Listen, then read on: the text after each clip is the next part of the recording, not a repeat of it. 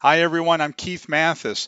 We are a premier ATP with the Project Management Institute. Welcome to 7 Minutes to PMP Mastery.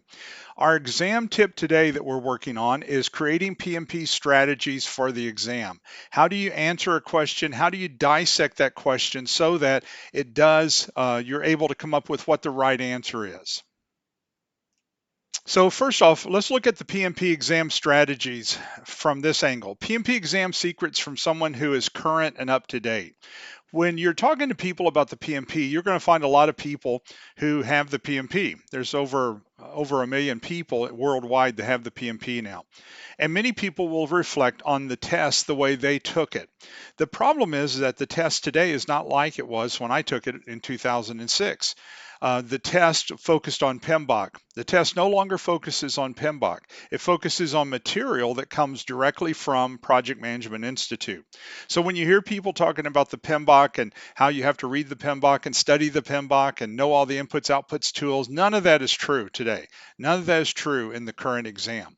So you have to be very careful on who you're listening to. And so if you get online and start reading, you'll notice that a lot of people who are selling PMP boot camps out here are talking about PMBOK, the current PMBOK, and how they've changed everything. None of that matters, and you can tell they're not an ATP if that's what they're focusing on. Some key points to keep in mind for your strategy: question analysis techniques and keywords to watch for.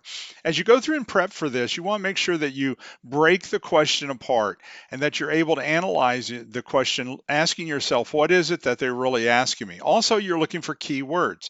The PMP typically uses similar keywords that you notice when you're studying for it.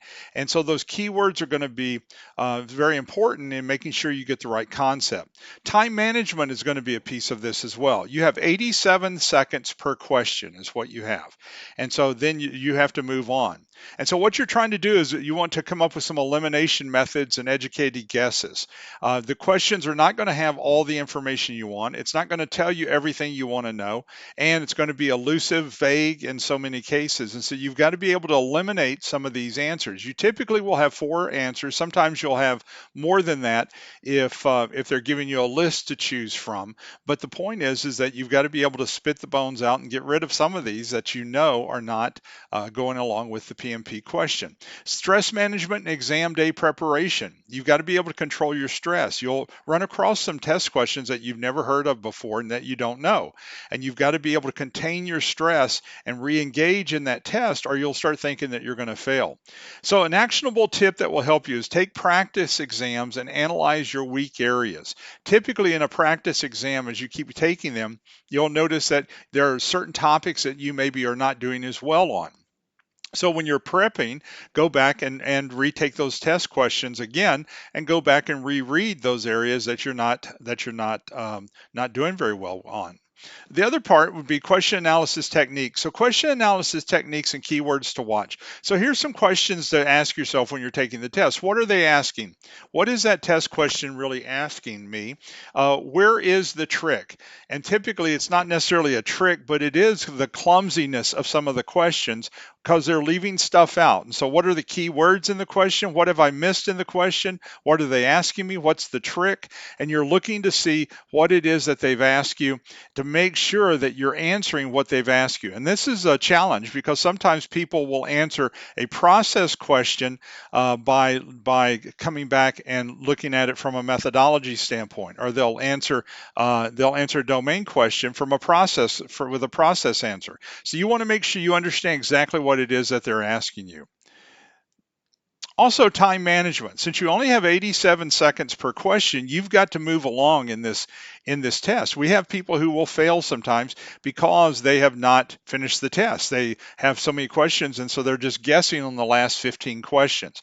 So read the last couple of sentences of the question first, if it's a real long question, and then answer the question in your head before you ever look at the answers, and then answer the question. Read the question one final time after you answer it, just to make sure you haven't missed anything. Now, you have to understand that some of the test taking strategies that are typically taught for college students, grad students, doesn't work for this test. And one of those is to answer everything you know and then go back and answer those questions that you've skipped. You do not want that strategy for this particular test, because at the midway break, all questions up to the midway break will be automatically submitted when you take your break. And so anything not answered is an automatic miss. So you want to go through there and take your test, answer the questions as you go along, and don't leave anything open, because if that midpoint break happens, you're not going to have time to go back and fill in an answer for everything that you've skipped. So don't skip any questions for this test. The other part would be elimination methods. There's usually one answer that does not fit the knowledge area. And so when you're reading it, you have a tendency to look at it and think, well, this is a silly answer. So you can do that. So remove that first. Throw that out of your mind. But then sometimes the question will try to confuse you and the participants by switching things between the processes, the domains, the plans, and different things like this. And so watch and make sure you understand what they're asking you. What is it that you're supposed to be bringing in? The other part of this, as you're doing this, is that you're trying to spit the bones out as you go through, and sometimes that's more difficult than other times. And so, but what you're trying to do is make sure you answer it the PMP way. Get the PMP mindset. If you answer it the way you would do it on your job, you will probably fail, because nobody does it exactly the way PMI does it on their job day in and day out. So if you go through and answer it the way you would do it, that's not going to be your best answer. Also, stress management and exam day preparation. Stress is better managed when you go into the exam prepared, so preparation is a key. So making sure that you've taken a boot camp from an ATP, which is the right material, and you've taken practice tests that are current, not practice tests that are just out on the internet. That's going to help you a great deal. Get plenty of rest before the exam date. That's going to make a difference. Eat lightly before the exam, because remember, your exam is almost 4 hours. Verify your practice exams are running around an 80% score. If you're down in the 50s in your practice exams, you're probably not going to pass the test, because that's not high enough. But if you're hitting right around the 80 mark on all your practice exams, that's going to be about right. And then go into the testing center about 60 minutes early. Most of your testing centers will ask you to check in 30 minutes early, but if you get there 60 minutes early, you've got time to get everything put into a locker. You've got time to kind of understand what's going on, and it gives you an opportunity to not be rushed right here before they take you in and seat you. So you're wanting to make sure that you get there in plenty of time. And then practice exams. Let's focus on that for just a moment. Your ATP will be giving you some practice exams, but you want to be very careful about practice exams. On the internet, there's all kinds of old practice exams that people are throwing out there, just trying to lull you in to a boot camp that's not aligned with the current test. And so they don't care, because it's a cash cow for them. So take multiple practice exams and analyze those weak areas that keep coming up. So you might have a gap in risk, and risk is not something that you do a lot in your current job. So that's fine, but you want to make sure that you know that and you study a little extra on risk.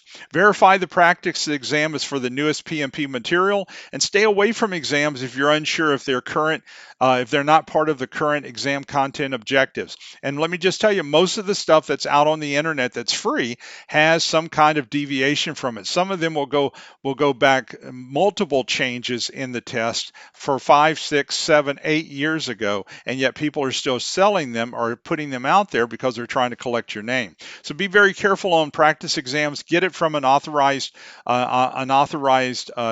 training partner with PMI. And then as I close, if we do virtual PMP exams every other month, and if I can help you in any way or answer some questions for you, don't hesitate to send me an email. I'll be glad to talk with you a little bit, and I'll be glad to answer some of your questions, okay? So have a wonderful time. I'll see you in a boot camp, okay? Bye now. Have a good day.